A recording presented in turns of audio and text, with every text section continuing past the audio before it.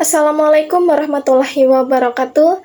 Perkenalkan, nama saya Istiqomah dengan NPM 22411211 dari kelas manajemen 22B.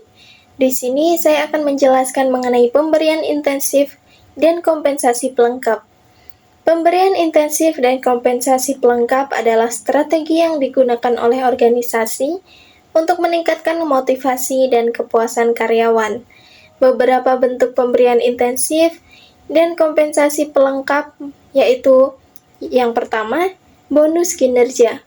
Memberikan bonus finansial kepada karyawan yang mencapai atau melampaui target kinerja tertentu. Ini dapat meningkatkan motivasi untuk mencapai hasil yang lebih baik. 2. Tunjangan dan fasilitas tambahan. Memberikan tunjangan seperti tunjangan makan, transportasi, atau tunjangan kesehatan sebagai bagian dari paket kompensasi untuk meningkatkan nilai keseluruhan kompensasi. 3. Promosi dan kenaikan gaji. Memberikan kenaikan gaji atau promosi sebagai bentuk pengakuan terhadap kinerja yang baik atau peningkatan tanggung jawab. 4. Program saham karyawan. Memberikan saham atau opsi saham kepada karyawan yang dapat memberikan mereka kepentingan langsung dalam kesuksesan jangka panjang perusahaan. 5. Fleksibilitas kerja. Menyediakan opsi kerja fleksibel seperti kerja dari rumah atau jadwal kerja yang lebih fleksibel sebagai insentif untuk meningkatkan keseimbangan antara kehidupan kerja dan kehidupan pribadi. 6. Pengakuan dan apresiasi. Memberikan pengakuan secara formal atau informal seperti penghargaan atau pujian dapat menjadi bentuk insentif non-finansial yang efektif. Kombinasi dari insentif finansial dan non-finansial dapat menciptakan paket kompensasi yang komprehensif dan dapat memotivasi karyawan dengan cara yang beragam. Hal ini juga membantu organisasi dalam merespon kebutuhan dan preferensi individu karyawan. Konsep dasar dalam hubungan industrial mencakup berbagai aspek yang berkaitan dengan interaksi antara pekerja, perusahaan, dan pemerintah. Beberapa konsep dasar dalam hubungan industrial yang yaitu melibatkan pertama, bargaining atau tawar-menawar.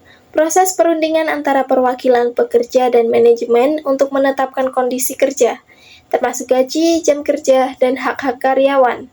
Hal ini mencerminkan hubungan saling ketergantungan antara pekerja dan majikan. 2. Hak dan kewajiban. Menyangkut hak-hak dan tanggung jawab karyawan, serikat pekerja, dan manajemen.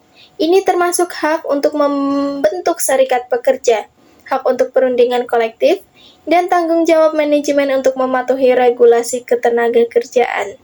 3. Perundingan kolektif. Proses di mana serikat pekerja atau wakil pekerja bernegosiasi dengan manajemen untuk menetapkan syarat dan kondisi kerja bersama. Ini mencakup penjanjian kerja, kontrak kolektif, dan resolusi sengketa. 4. Partisipasi karyawan. Mencakup ketentuan karyawan dalam pengambilan keputusan organisasi. Ini dapat melibatkan komite karyawan, forum diskusi, atau program partisipasi lainnya. 5. Pengawasan ketenagakerjaan.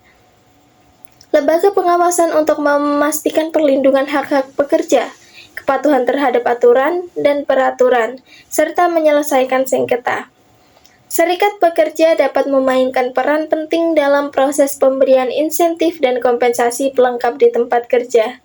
Beberapa aspek terkait serikat pekerja dalam hal ini melibatkan yang pertama, perundingan kolektif. Serikat pekerja dapat berpartisipasi dalam perundingan kolektif untuk menentukan bentuk insentif dan kompensasi pelengkap. Mereka dapat mewakilkan kepentingan karyawan dan memastikan bahwa pemberian insentif bersifat adil dan memadai. Yang kedua, tentang kebijakan kompensasi. Serikat pekerja dapat berperan dalam merumuskan kebijakan kompensasi dan memastikan bahwa karyawan mendapatkan keuntungan yang setara dengan kontribusi mereka. Yang ketiga, pelibatan dalam program kesejahteraan karyawan. Serikat pekerja dapat mengadvokasi dan berpartisipasi dalam pembentukan program kesejahteraan karyawan. termasuk tunjangan kesehatan, tunjangan pendidikan, dan program-program lain yang mendukung kebutuhan karyawan. Yang keempat, penegakan keadilan kompensasi. Serikat pekerja dapat memastikan bahwa ada keadilan dalam sistem kompensasi, dan mereka dapat melibatkan diri dalam penyelesaian sengketa yang mungkin timbul terkait dengan masalah kompensasi. Yang kelima, advokasi untuk keseimbangan kehidupan kerja dan keseimbangan kesejahteraan. Serikat pekerja dapat berjuang untuk kebijakan yang mendukung keseimbangan antara kehidupan kerja dan kehidupan pribadi, yang dapat termasuk fleksibilitas jam kerja atau program kerja fleksibel. Yang keenam, pendampingan dalam kenaikan gaji dan bonus. Serikat pekerja dapat terlibat dalam perundingan untuk menentukan tingkat kenaikan gaji atau pembayaran bonus, memastikan bahwa karyawan mendapatkan manfaat yang adil dan seimbang. Terima kasih. Wassalamualaikum warahmatullahi wabarakatuh.